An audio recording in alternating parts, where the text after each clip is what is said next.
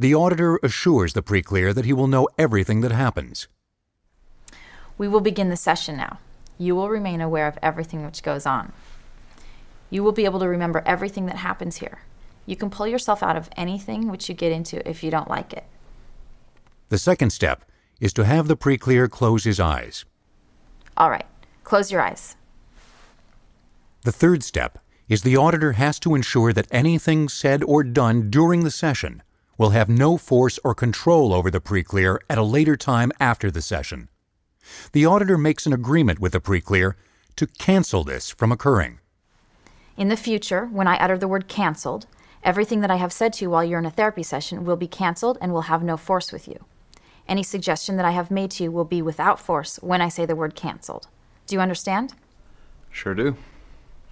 In the fourth step, the auditor has to locate and return the pre-clear to an incident. Have the pre-clear find an incident that he feels he can comfortably face. Any incident is okay if the pre-clear feels he can comfortably face it. We're going to find an incident in your life of which you have an exact record.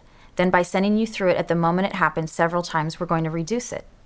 Locate an incident that you feel you can comfortably face. All right. Yeah, a meeting where I'm... The auditor now returns the pre-clear to the incident. Okay. Go to the beginning of that incident. Okay. Now we come to the fifth step, having the pre-clear re-experience the incident from beginning to end, telling the auditor about it as he goes along. Work with the file clerk to get the data. All right. Go through the incident and say what is happening as you go along. I'm in a meeting, and I'm just feeling stressed out. The pre-clear has returned to the incident, going through it as it is happening, not simply remembering it. I just feel tired, like I need to go lie down, and so I excuse myself from the meeting. That's it. I understand. Have the pre-clear go back to the beginning of the incident again and recount it. Each time the pre-clear goes through the incident, its negative influence over him is reduced. Go back to the beginning and go over it. Pick up whatever additional data you can contact. Notice new data is surfacing. Okay, I'm at a meeting at work with the marketing department. We're going over a series of new ads, and I'm feeling really stressed out. I'm thinking to myself, this stress is killing me, and I just feel like I need to lie down. Good. Go back to the beginning and go over it. Pick up whatever additional data you can contact. The auditor is listening for new information coming out of the incident.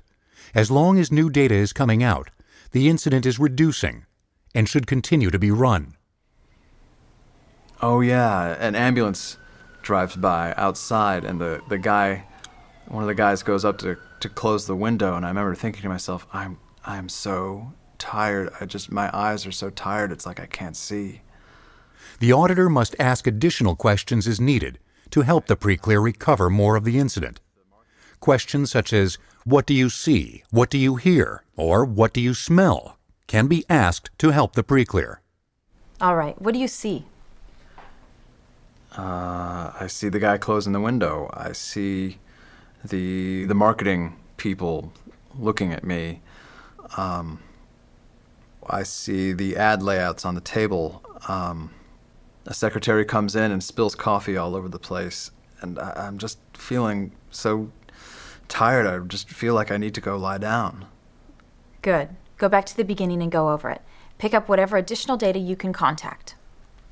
Well, I'm at a meeting at work, and... Repeat this step again and again, each time telling the pre-clear to go back to the beginning of the incident and go through it to the end.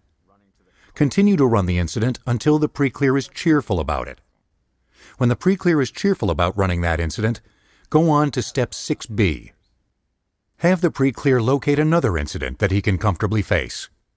Let's find another incident that you feel you can comfortably face. Yeah. The time I broke up with my girlfriend. To this day, I do not understand why I did that. Okay, go to the beginning of that incident. Okay.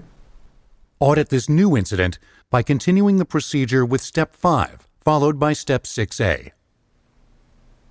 All right. Go through the incident and say what's happening as you go along. Well, it started out great. I mean, I went to pick her up at her house for dinner, and it was pouring rain. Run the pre-clear through the incident as many times as it takes to bring the pre-clear to the point where he is cheerful about it. And I remember we started driving, and some guy runs out into the middle of the road. I almost hit him. And, but it was, I just started to feel really stressed out. It's the same thing. And I'm thinking to myself, this relationship is getting too serious. And life is too short. And I don't want to get stuck in a relationship, and I'm going to regret it later on. If the pre-clear does not seem to be able to uncover any more about an incident, despite many recountings, and is not becoming more cheerful about it, then find out from the pre-clear if there is an earlier incident, similar to the one you are auditing. Okay. Is there an earlier incident similar to the one we are auditing? Yeah, there is. My accident. Very good. Go to the beginning of that incident. Okay. Good. Go through the incident and say what is happening as you go along.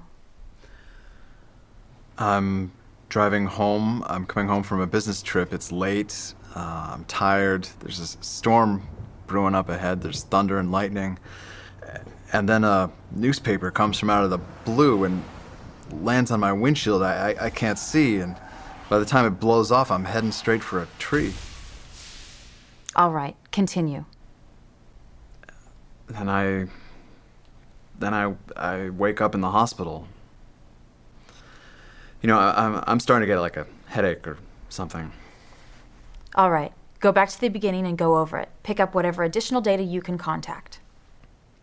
Okay, I'm driving home. I'm coming home from a business trip. It's late. I'm tired. I wanted to get home before it was dark, and it's getting late, and so I took a shortcut, and then I got lost.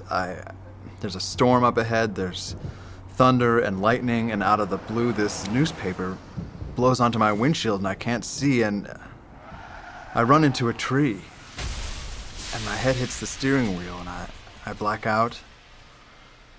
There's blood on my face. It's raining out now. And then I feel like the rain is the blood, but I'm inside the car, so I don't know. It doesn't make any sense. As long as new data is still coming out of the incident, the auditor needs to continue to run the incident using steps 5 and 6A. What do you hear? Well, I hear the crunch of the metal of the car as I hit the tree, and the glass breaking, you know, all at once. And I hear a hissing sound. I guess that's the steam from the radiator. Good. Continue. There's blood coming down my face. I can hear a car going by, and someone says, "Oh my God." And something about getting an ambulance. I don't know where this is going. What do you feel there? I can feel my car seat. I can hear the door chime going dong, dong, dong. I guess the door. I opened the door. Yeah, I opened just before I blacked out. I tried to open that door, but I couldn't get out. And then they got me out. They got me out. They got me onto a stretcher, yeah. And I can hear some voices in the distance. What's happening? I can't see. Continue through the incident. They load me into the ambulance. And then someone starts talking. God, my head is throbbing. Someone says something. Yeah, stress is killing me. This stress is killing me. And I'm in the ambulance. I can hear the siren. I can feel it moving. And there's talking. These guys they're talking. One of them's talking about dropping his girlfriend. Well, life is short, you know? This dude want to get stuck in a long-term relationship and regret it later. That's all I can remember. All right. Go back to the beginning and go over it. Pick up whatever additional data you can contact.